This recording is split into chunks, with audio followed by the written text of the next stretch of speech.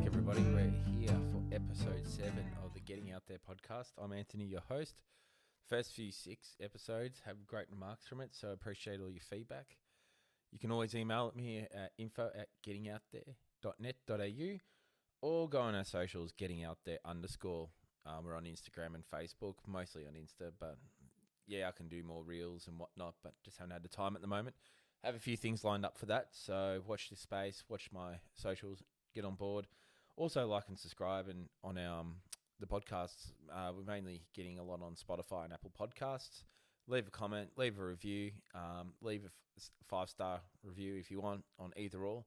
Appreciate it. It helps grow the channel, helps a bit more awareness to everybody else out there. So I appreciate it. So this week I thought I would put more of a bit of a structure to my podcast. One bit of feedback I got. Thank you, Anonymous. Could have said your name, but, remain anonymous. I'm sort of just going to put a couple of topics in, and I'm just going to go with the flow. So first, I'm going to start with a bit of a rant. There's a lot of people doing budget builds on YouTube these days. I'm not going to name channels. Some people know who they are. So essentially, if you don't know what it is, you got a lot of people on YouTube that have their own channel. They're sponsored by particular suppliers.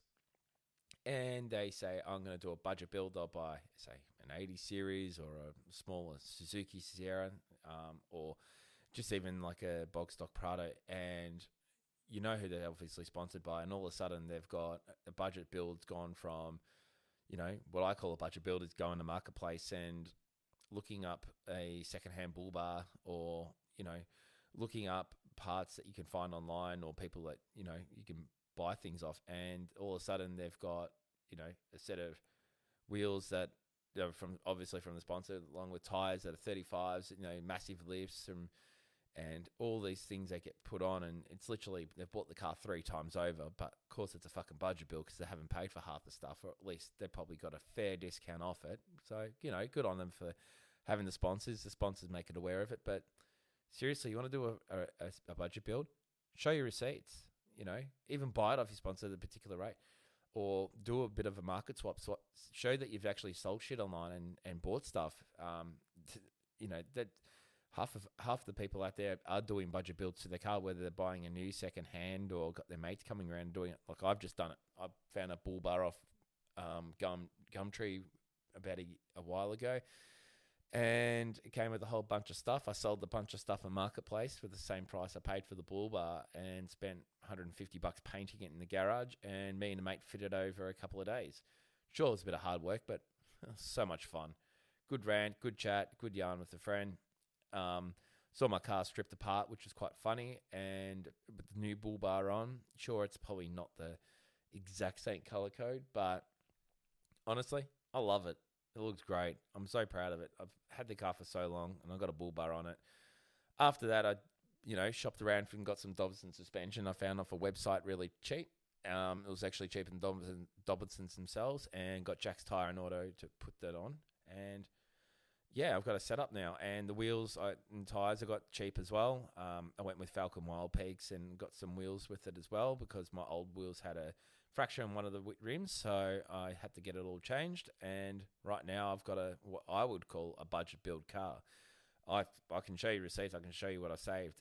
It's just been a bit, it's a bit of a hustle to find the right price, do your research, even contact the online shops if you think they're a bit sus. Have some mates, do some research, and have some mates that can help you.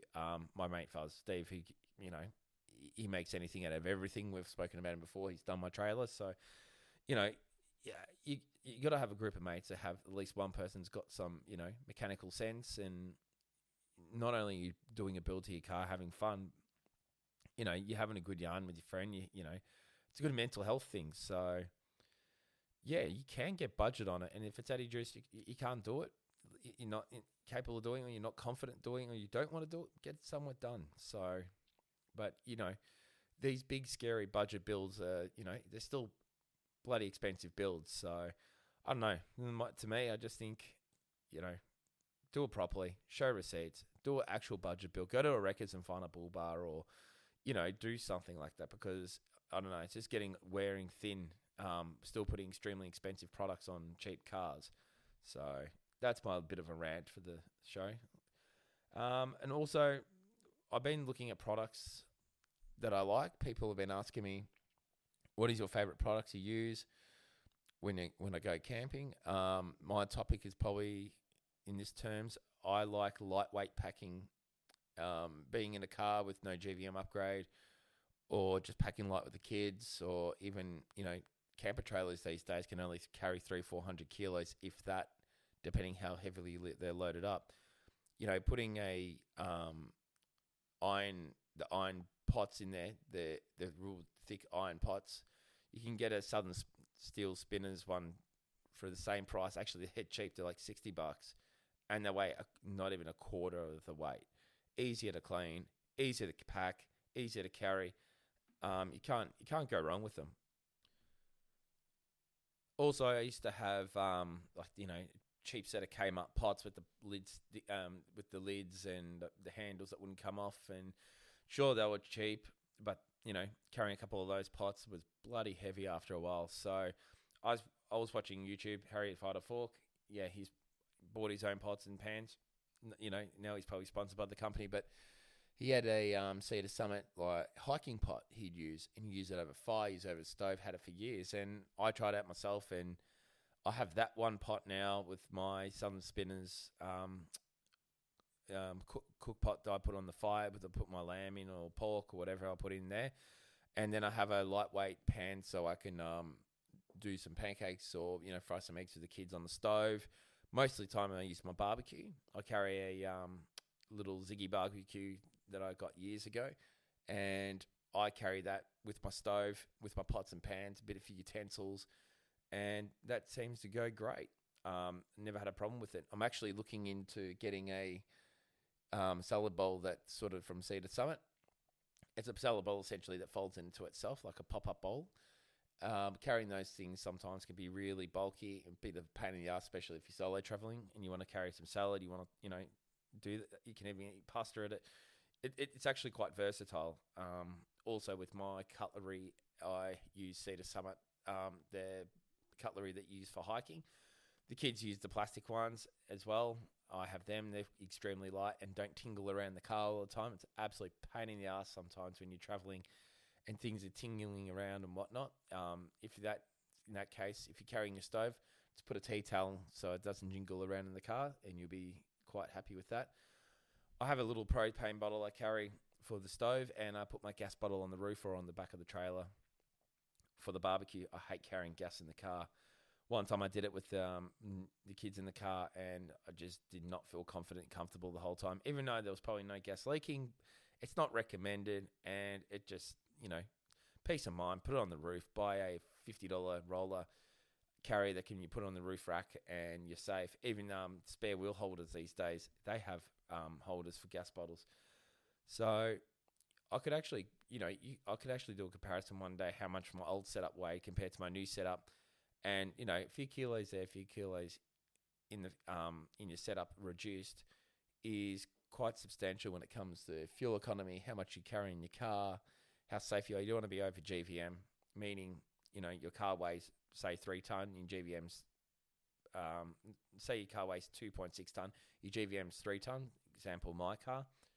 I can really only carry 400 kilos of equipment. So don't quote me on those numbers. I hate not having the right numbers, so I wasn't really prepared for that one. So say you can carry 500 kilos in your car, and you go over your GVM, you're carrying 550, and you're over your GVM. You may not be insured. If you're overweight and it's noticeable if you have a car accident, you may not be insured. And the last thing you want to do is not be insured of your rig. That probably costs you 40, 50 grand plus. Once you add bull bars, suspension, fridges, roof rack, awnings, rooftop tents, it adds up really fast. So, being lightweight, how you pack is quite good. With clothes, I try and pack as light as possible, but sometimes depending on the weather and who I'm traveling with, I do overpack with clothes, and I rather overpack with clothes than go cold or, run out of clothes for the kids in particular. Myself, I can harden up, I don't mind, as long as I got a jacket, as long as I got enough clothes, it's fine. But, you can go with the rations until you get home. It's called a washing machine. Get it all sorted.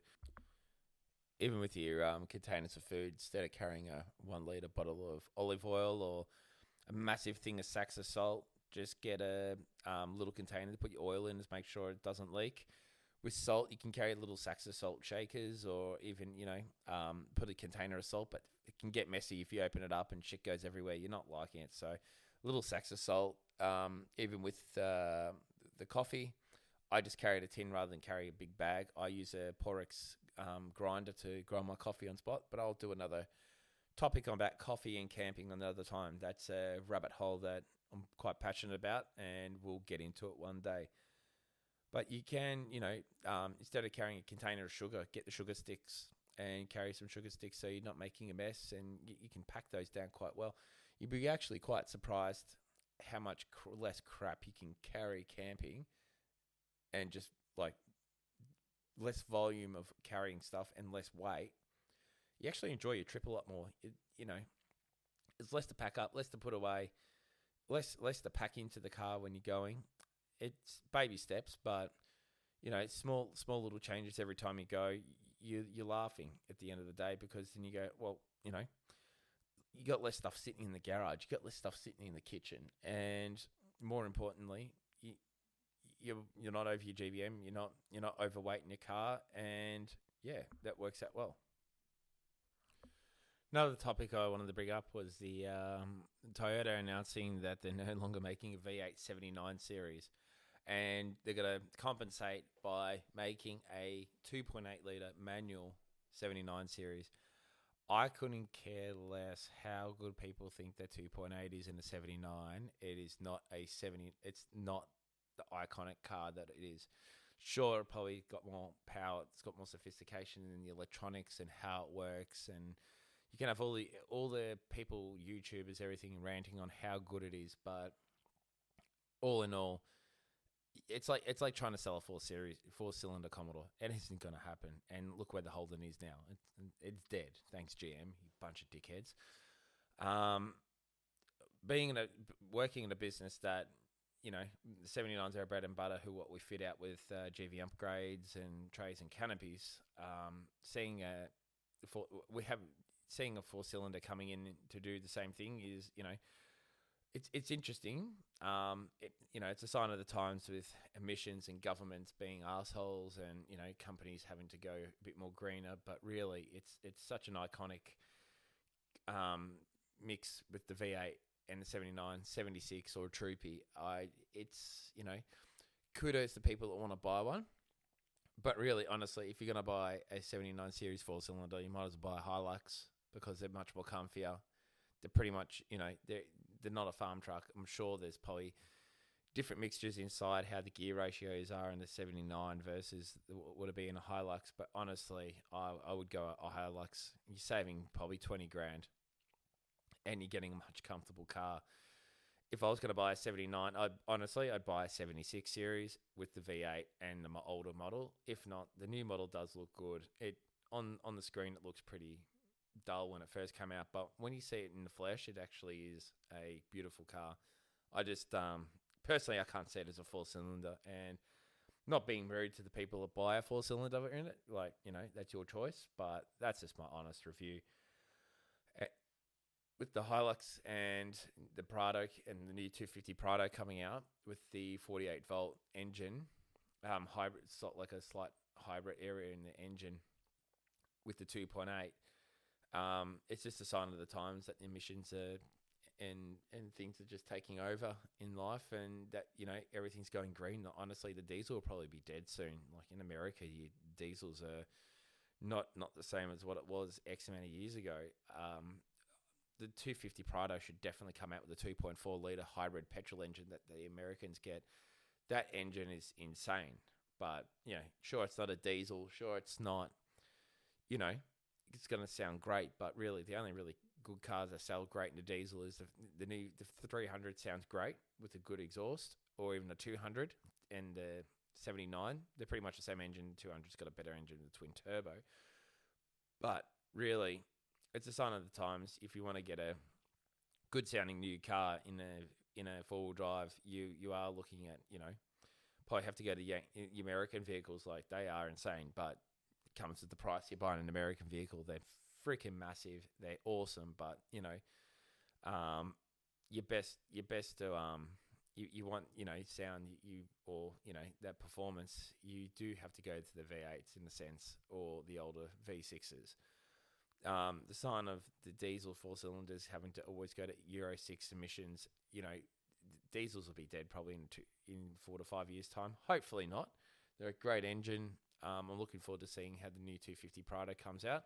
I would love one, but I'm not going to be spending the money on one. I don't like buying the first series of a car. I'd rather wait till the second series comes out.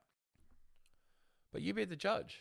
Put your thoughts out on it. I know a lot of people have different thoughts on different vehicles, passionate about brands, passionate about what they like and don't like, what they've had experience with, but love to hear your thoughts. info@gettingouthere.net.au. Leave a comment on our Instagram page.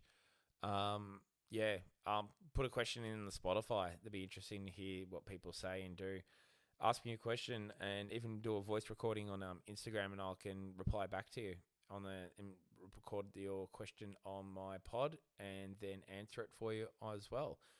I'm looking forward to the new things coming up. I'm going to probably tweak on this layout a little bit of the podcast as we go.